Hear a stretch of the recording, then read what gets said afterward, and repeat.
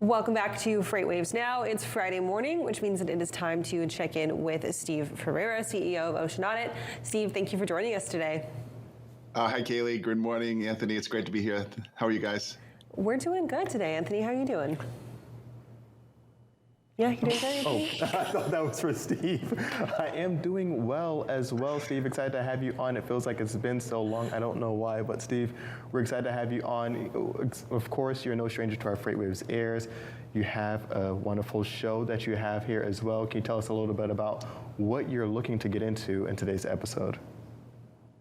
Well, I'm trying to decide if flow flushes or flow flows. I'm referring to the Biden-Harris administration supply chain freight optimization process. I'm very excited about anything that makes the news in the supply chain.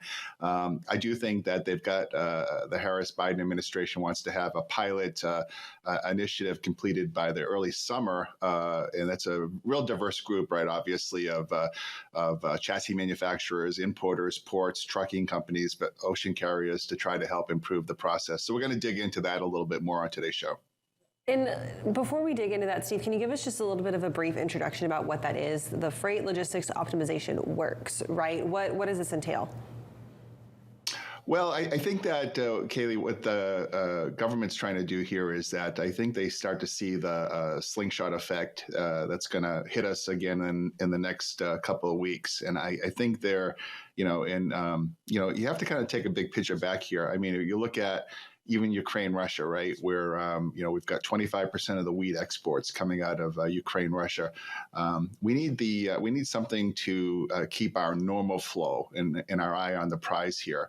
And so on Trans-Pacific, for example, eastbound, totally different from Russia, China. I think the administration wants to show that they're doing something that will prevent the next phase of containergeddon from kind of locking itself in. So flow is nothing more than, taking a TMS system or kind of an order management system on steroids, but bringing all the stakeholders together in one platform. To my knowledge, I don't think it's ever been tried before. And I have some difficulty with the nuances that they're proposing so quickly and so fast. And again, with the DOT involved as the kind of honest broker in looking over this flow system, I don't know really if the DOT, if that's their lane, so to speak. I don't mean to speak out of turn there, but I think, you kind of have to stay in your lane and know what you know. And this is a big initiative. I don't see them having the right horses. It's great. The participants are all, some of my clients are right in the middle of it, and it's great. And I fully support any initiative to make the supply chain more efficient. I think that right now we're being a little distracted because of Russia, Ukraine, and this news is, it's not coincidental that they're kind of hitting us with, okay, here's the next best thing. It was the the dwell fees, right? It was 24/7. So now we're hearing flow. We'll see what happens, but I have to be quite frank. I'm a little skeptical. And Steve, you just mentioned efficiencies and that wrap up there. Speaking about efficiencies, detention time started to come to mind as well. Can you tell us a little bit about the $16 million recommendation fine on Hapag-Lloyd from the FMC? Anthony, I've been talking about detention now for the last 5 or 6 weeks, talking about how it's the easiest opportunity for BCOs to start taking advantage of and getting refunds on.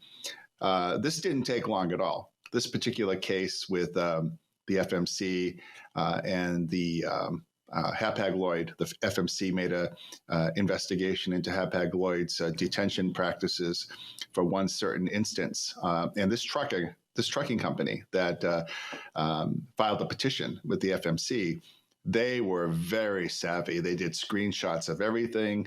They talked about when the appointments were made, but when the container, there was no appointments available. When the terminal was closed, when it was told it would be open, and the FMC said, "Hey, this is really the interpretive rules, heart and soul that."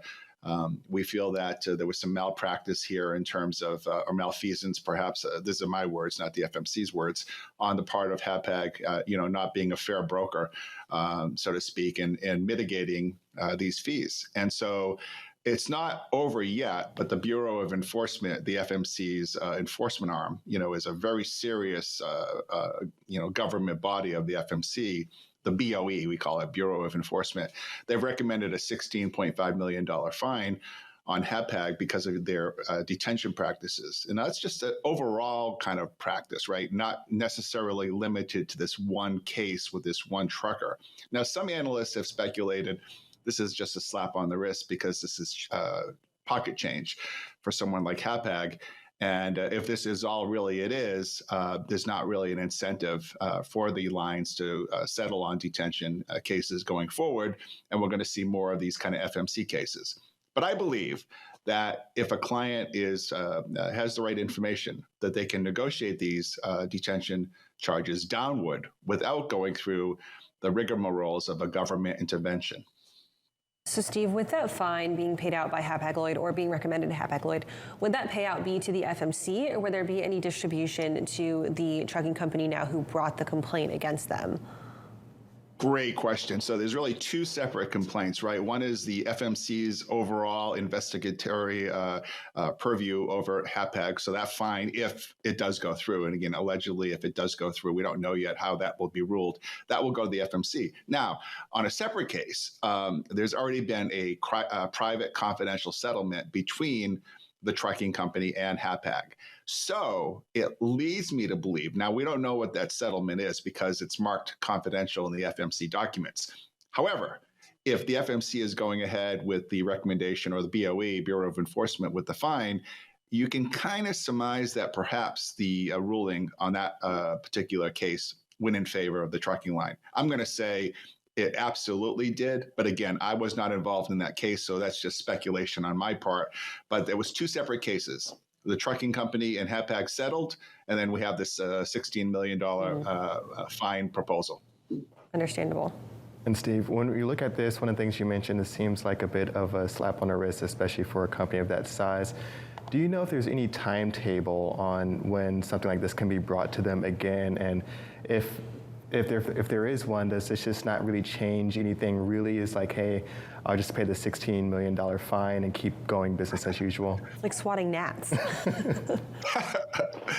It's funny. We talked about this at length on one of the investment forums I'm part of yesterday, and we were just debating it. I actually started the dialogue by saying, hey, this is kind of a big deal, right? Because if it's 16.5 for HAPAG, what's to say that hypothetically other lines will be investigated? As you know, Maersk was recently, just last week, subpoenaed for more information on their overall practices. Now, it's a completely different entity than this HAPAG case, of course, but it could funnel down to the same type of issue, as could the rest of the ocean vendors. But if this is as good as it gets, then it's almost like private industry has to take control again, because that's not a big penalty. And I think that, I'm not an attorney, but I don't know if double jeopardy or other mechanics come into play, how they could profit that up again. But I guess anything's possible in this day and age.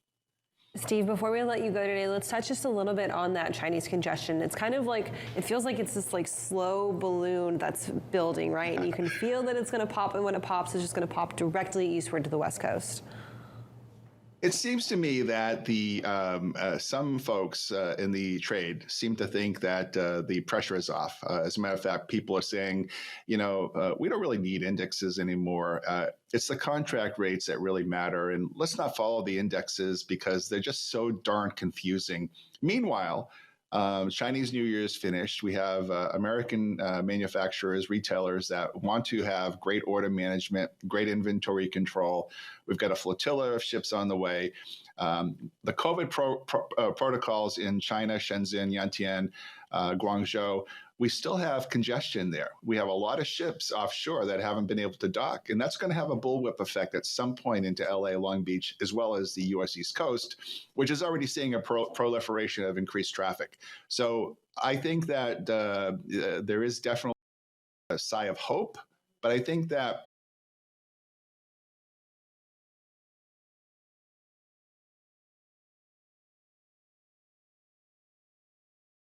interesting that they want to have the first phase of the flow software designed before the summertime, which guess what that is?